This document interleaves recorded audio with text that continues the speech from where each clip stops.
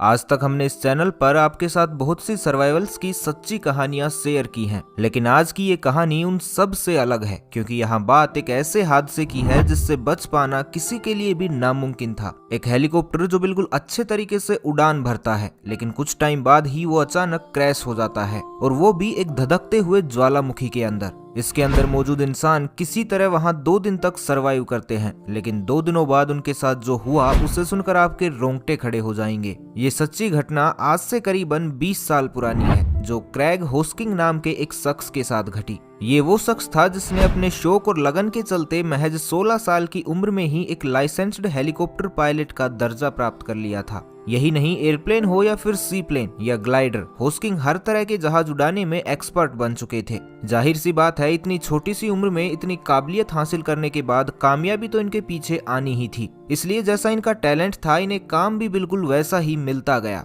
अब हुआ यूं कि साल 1922 में एक हॉलीवुड फिल्म के कुछ सीन्स की शूटिंग के लिए एक धधकते हुए ज्वालामुखी का दृश्य फिल्माना था। इसके लिए एक अनुभवी पायलट और एक कैमरामैन की जरूरत थी, इसलिए इस डेयरिंग काम का ऑफर होस्किंग के पास आया, जिसे करने के लिए होस्किंग भी फौरन तैयार हो गई। जिसके बाद होस्किंग की कामयाबी और इस हादसे की शुरुआत, दोनों का सफर एक साथ ही शुरू हो गया। होस्किंग के साथ इस मिशन पर 2 और लोग भी थे जिन्हें इस काम को अंजाम देना था। जहां होस्किंग को ज्वालामुखी के ऊपर से हेलीकॉप्टर उड़ाना था, तो वहीं इनकी टीम में एक कैमरामैन माइकल बेंशन और टेक्नीशियन क्रिस्टोफर ड्यूडी को उस ज्वालामुखी की फुटेज कैप्चर करनी थी। इन तीनों को बेल 206B थर्ड नाम का एक हेलीकॉप्टर दिया गया, जिस पर सवार 2 कैमरों के साथ इन तीनों को हवाई आइलैंड पर मौजूद किलोवेआ ज्वालामुखी को शूट करना था। ये ज्वालामुखी उस समय तो शांत था, लेकिन साइंटिस्ट की भविष्यवाणी के अनुसार इसमें मौजूद लावा, जो उस समय 120 फीट नीचे था, वो कुछ ही समय में करवट बदलने वाला था। और अगर सही टाइम पर इस क्षण को कैमरे में कैद कर लिया जाता तो ये नजारा बड़ा ऐतिहासिक हो सकता था।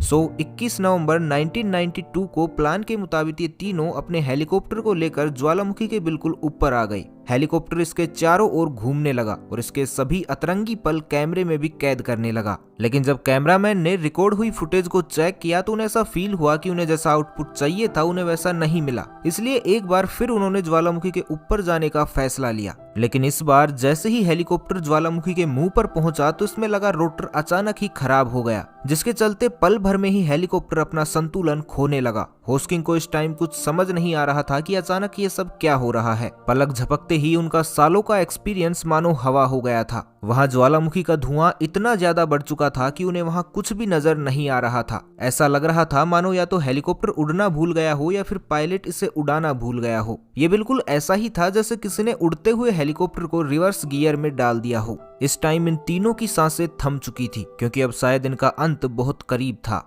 लेकिन फिर वो हुआ जो ऐसे हालातों में इन तीनों ने सोचा भी नहीं था। ये हेलीकॉप्टर ज्वालामुखी के अंदर जाकर तो गिरा, लेकिन खोलते हुए लावा से फिर भी बच गया, क्योंकि इनका हेलीकॉप्टर उस ज्वालामुखी के क्रेटर में मौजूद एक टापू पर क्रैश हुआ था। और उस टाइम ज्वालामुखी में लावा इतना ज्यादा नहीं था कि वो क्रेटर पूरा लावे से भर सके। इसकी वजह से मौत के मुंह में जाकर भी इनकी जान बच गई। लेकिन ये जान का बचना था या खतरे का कुछ देर के लिए टल जाना, ये अब भी कहना बेहद मुश्किल था, क्योंकि ये सभी लोग अब लगभग 150 फीट की गहराई पर थे, जहां से बाहर निकलने का कोई भी रास्ता नहीं था, और जो था उसे पार कर पाना इनके बस का तो बिल्कुल भी नहीं था। वहीं दूसरी तरफ इसमें मौजूद जहरीली गैसें, जो इनकी सांसें अभी से थामने के लिए काफी थी, उन्होंने इनके गिरते ही अपना असर दिखाना शुरू कर दिया। लेकिन अब इन लोगों ने सोचा कि अगर किस्मत ने उन्हें ये मौका दिया है कि 150 फीट की गहराई में लावे से भरे ज्वालामुखी में क्रैश होने के बाद भी अगर इनकी जान बच गई, तो फिर उन्हें भी अपनी जान बचाने की एक कोशिश तो करनी ही चाहिए।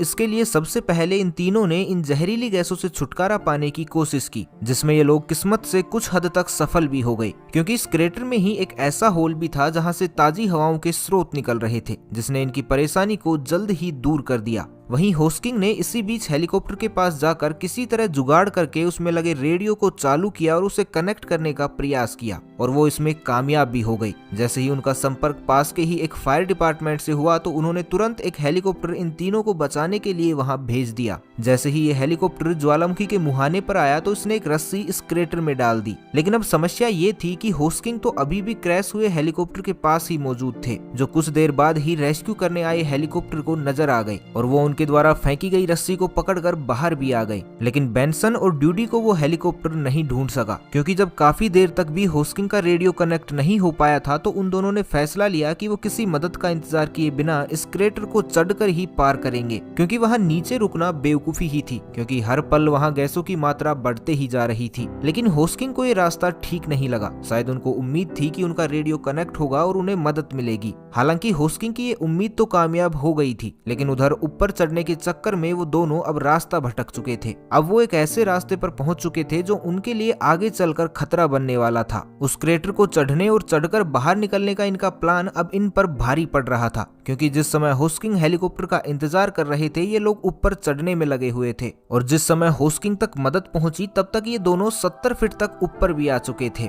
यानी ये अब भी क्रेटर में 80 फीट की गहराई पर थे। लेकिन यहाँ तक पहुंचने में इनकी सारी हिम्मत जवाब दे चुकी थी। ऊपर से ज्वालामुखी अब गैसों और धुएं से पूरा भर चुका था, जिसके कारण ये हेलीकॉप्टर से देखने पर कहीं भी नजर नहीं आ रहे थे। दूसरी तरफ अब रात होने को आई थी और मदद को आया हुआ हेलीकॉप्टर भी अब लौट चुका था। इसलिए इन दोनों ने सोचा कि अब खतरे से बाहर तो आ ही चुके हैं और रास्ता भी अब थोड़ा ही बचा है, तो क्यों ना आज रात यहीं बिताकर आराम कर लेते हैं। लेकिन ये रात इतनी आसानी से कट जाती ऐसा इनके नसीब में था ही नहीं। लावा के खोलने की आवाज और इससे निकलने वाली गैसों ने इनके कानों और पूरे शरीर को हर पल परेशान किया। लेकिन जैसे तैसे इन दोनों ने इस रात को भी पार कर लिया। पर सुबह होते होते ड्यूडी का सब्र अब जवाब देने लगा था। उसने तुरंत ही ये जगह छोड़ने और इससे बाहर निकलने का फैसला किया और आगे की चढ़ाई करने निकल पड़ा। लेकिन बेंसन ने वहीं रहकर मदद आने का इंतजार किया, क्योंकि उसके लिए ये हालात अब आगे कुआं और पीछे खाई जैसे हो चुके थे, क्योंकि वहां धुआं इतना ज्यादा था कि विजिबिलिटी 1 फीट से भी कम हो गई थी। ऊपर से उनके आगे की चढ़ाई बेहद पथरीली और खड़ी हो चुकी थी, जिस पर और आगे चढ़ पाना संभव नहीं था। और अगर वो ऐसा करते भी तो शायद उनकी पकड़ कमजोर हो जाती और वो नीचे गिर जाते, जहां अब लावा इतना ऊपर आ चुका था कि इसने पूरे क्रेटर को ढक लिया था। इन सब चीजों के कारण बेंसन एक अजीब से सदमे में चले गए थे। पहले जहाज से गिरना, फिर जहरीली गैसों से लड़ना, पहाड़ चढ़ना और रात भर मौत को करीब से महसूस करना। इन सब के कारण उन्हें ऐसा लगने लगा कि अब वो जिंदा नहीं बचेंगे। इसलिए वो उसी जगह पर रुक गए। उनके कदम खुद ही आगे बढ़ने को तैयार नहीं थे और अब तो ड्यूडी भी उनका साथ छोड़कर जा चुके थे।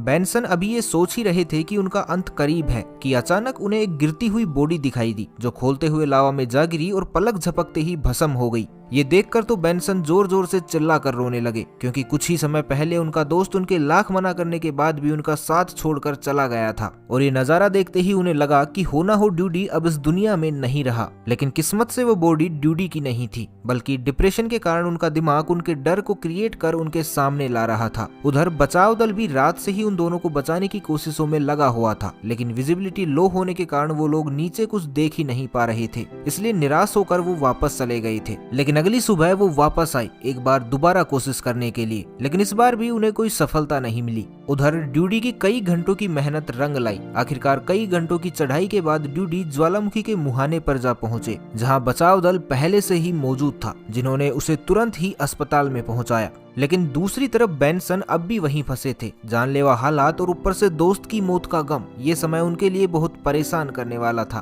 बेंसन को इस क्रेटर में फंसे हुए अब 48 घंटों से भी ज्यादा का समय हो चुका था, लेकिन अभी तक ना तो उनके मुंह में एक निवाला गया था और ना ही एक घूंट पानी। उधर अब मौसम भी खराब होने लगा और विजिबिलिटी तो वैसे ही कम थी, जिसके कारण से बचाव दल भी अब बेंसन तक पहुंचने में असमर्थ था। लेकिन तभी अचानक बेंसन की किस्मत ने भी करवट ली और उनके साथ वो हुआ जो बेंसन ने कम से कम इन 2 दिनों में तो बिल्कुल भी नहीं सोचा था। बचाव दल के साथ आए हेलीकॉप्टर पायलट टॉम होप्टमैन की नजर अचानक बेंसन पर पड़ी और उन्हें बेंसन की एग्जैक्ट लोकेशन का पता चल गया। लेकिन मुश्किल ये थी कि बेंसन और मौसम दोनों ही होप्टमैन का साथ देने में असमर्थ थे। लेकिन इस पायलट ने फिर भी हार नहीं मानी। जैसे ही मौसम थोड़ा सा साफ हुआ तो होप्टमैन ने तुरंत ही इस ज्वालामुखी में अपना हेलीकॉप्टर उतार दिया और एक रस्सी जो लगभग 150 फीट नीचे तक जा सके उसे भी लटका दिया। लेकिन ये अभी भी अंधेरे में चलाया गया एक तीर ही था। क्योंकि भले ही होप्टमैन ने बेंसन को देख लिया था, पर वो वापस से उनकी नजरों से ओझल हो चुके थे। वहीं बेंसन के हालात भी इतने बुरे थे कि वो किसी को जवाब तक भी नहीं दे पा रहे थे।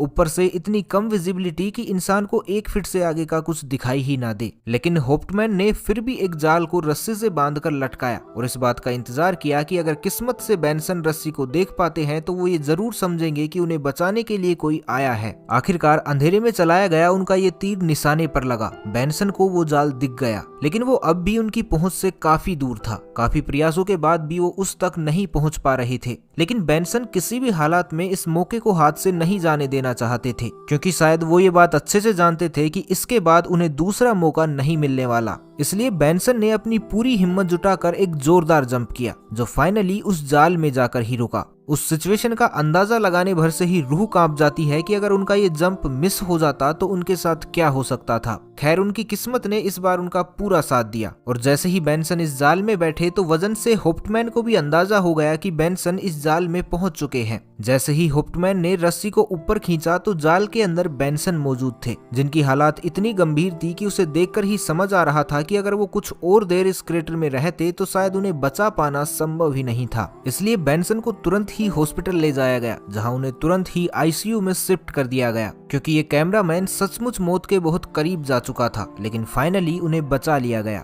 अपनी इस बहादुरी के लिए इन तीनों को बाद में सरकार की ओर से सम्मानित भी किया गया। इस रेस्क्यू ऑपरेशन की कहानियां भी काफी मशहूर हुई, जिसके बाद लोग इनके फैन बन गए। तो बस आज के लिए इतना ही। मिलते हैं एक नए वीडियो में, तब तक के लिए खुश रहें, मस्त रहें, हंसते रहें। भगवान करे आप सभी का दिन शुभ हो।